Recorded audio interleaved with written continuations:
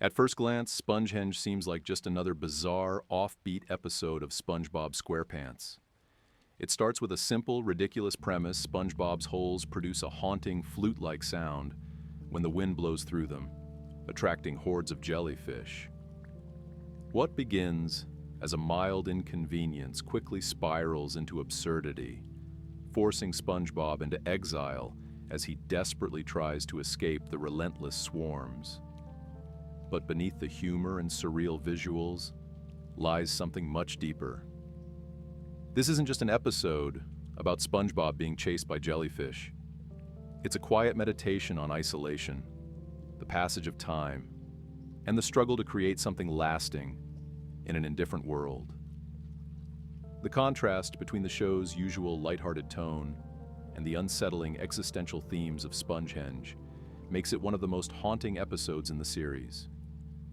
Today, we're going beyond the jokes and looking at the deeper meanings hidden in this strange, melancholy story.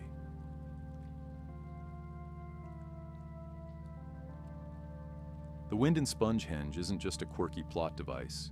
It's a symbol of the uncontrollable forces that shape our lives. SpongeBob never asks for his body to turn into a musical instrument, just as we don't ask for many of the circumstances that disrupt our paths. The wind arrives without warning, changes his life completely, and no matter how hard he tries, he cannot stop it. This mirrors real-life situations where external forces, whether they be economic downturns, sudden life events, or unexpected responsibilities, push us in directions we never planned to go. Just like SpongeBob is forced to abandon his home and way of life, people often find themselves uprooted by forces beyond their control. His frantic attempts to escape the wind's effects reflect how we too struggle to regain control in the face of chaos.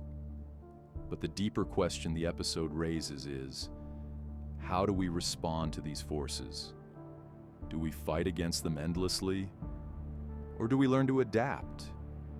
SpongeBob's journey forces him to reckon with this reality, and in doing so, it presents a hauntingly familiar struggle, one that many of us face in our own lives.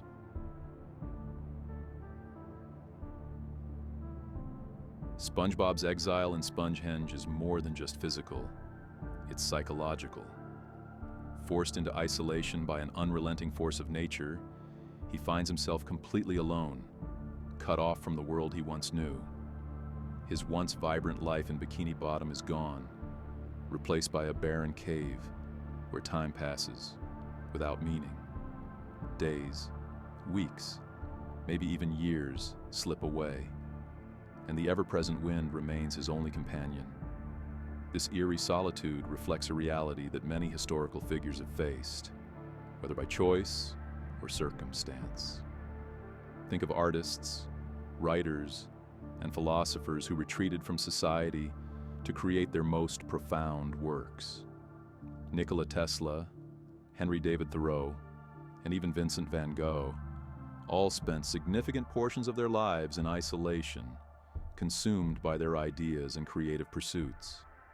In SpongeBob's case, his loneliness fuels his creativity, leading him to carve massive stone replicas of himself, perhaps as a desperate attempt to leave behind something that will outlast him.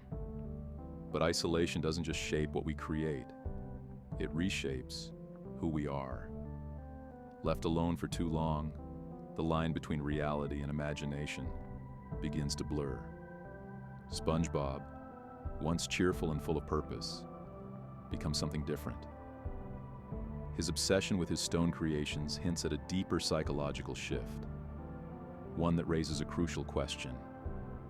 When we are left alone for long enough, do we create to preserve our sense of self, or do we create to prove that we once existed at all?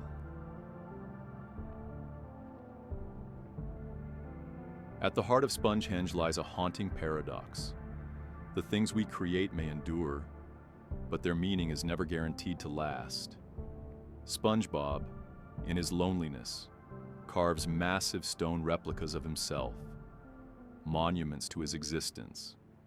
These statues remain long after he's gone, standing silent and unchanging while time continues forward. But when future generations, or at least future jellyfish, stumble upon them, they don't see them as symbols of SpongeBob's struggle or his isolation. Instead, they worship them as something entirely different, stripping them of their original purpose. This raises a profound question. Is legacy about what we leave behind, or about how it is remembered? History is full of examples of works, inventions, and ideas that have survived their creators, but have been reshaped, misinterpreted, or even forgotten entirely.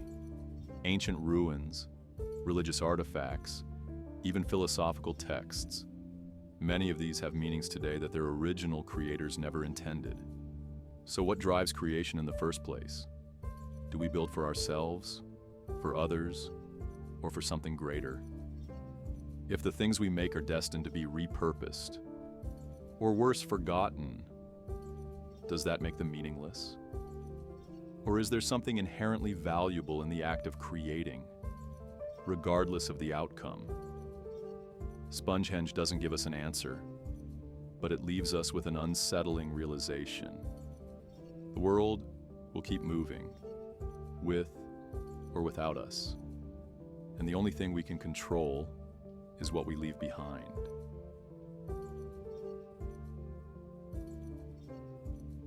SpongeHenge forces us to confront a haunting truth. No matter how hard we fight, create, or try to leave a mark, time moves forward, indifferent to it all. SpongeBob struggles against an unstoppable force, isolates himself for survival, and builds something grand, only for its meaning to be lost. His stone replicas remain, but their purpose is redefined by creatures unaware of his struggle. This reflects an existential dilemma. Does anything we do truly matter? Philosophers like Camus and Sartre explored this: how humans seek meaning in a universe that offers none. Like Sisyphus endlessly pushing his boulder, SpongeBob's efforts are undone by forces beyond his control. He fights, adapts, creates, but in the end, time swallows everything. If nothing lasts, meaning isn't found in permanence, but in the act itself. SpongeBob creates because that's who he is. He builds, survives, expresses, and maybe that's enough. Even if time erases our work, the act of living, of pushing forward despite the absurdity, that is where meaning truly lies.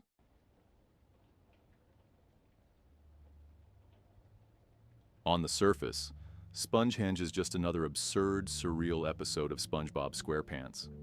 But beneath the humor and strange premise lies something deeply philosophical. Through SpongeBob's struggle with uncontrollable forces, his descent into isolation, and his desperate attempt to leave something behind, the episode explores timeless themes of fate, loneliness, and the fragility of legacy. What makes SpongeHenge so powerful is how it presents these profound truths through a whimsical, almost comedic lens. It takes an animated sponge and a swarm of jellyfish and somehow turns them into symbols of the human condition, the battle against forces we cannot control, the psychological toll of solitude, and the inevitable transformation of everything we create. In the end, SpongeHenge leaves us with a quiet, almost unsettling question. What will remain of us when we're gone? Will our work, our passions, or even our very existence be remembered the way we intended? Or will time twist them into something unrecognizable? More importantly, does that even matter? Perhaps like SpongeBob, all we can do is create, carve our stone statues, leave our marks on the world, and hope that in some way they endure.